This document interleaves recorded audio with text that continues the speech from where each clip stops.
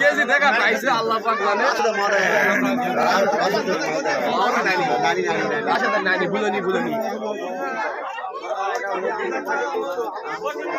ভাই কে যাবো করছে বলেন দেখ নাম করছে মঙ্গলবাড়িতে না মঙ্গলবাড়ি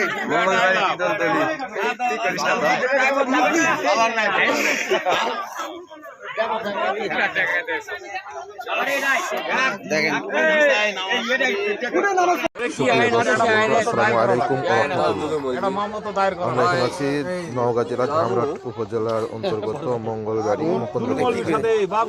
এখানে গরুর গোস্তের সঙ্গে হাতে নাতে এলাকায় এই হলো তার অবশিষ্ট অংশ, এই হচ্ছে তার অবস্থা।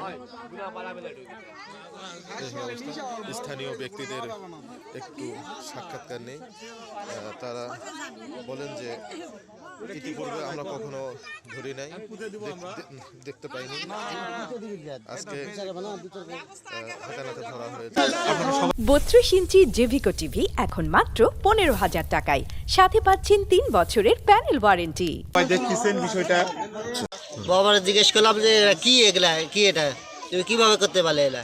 তো বাবা আমি তো যা করছি দুলু মলবি ছিল আমার সাথে, আমি তো একলাই ছিলাম না, আমাকে এরাই করে নিছি, এরা দুলু মলবি এরা করে নিছে, এরা জব টব করতে চলে গেছে। তো আগেতে খাসি কাটে গরুর কাজ করে এক দিয়ে চলে গেছে, তোরা সাইজ কর আমরা আসছি।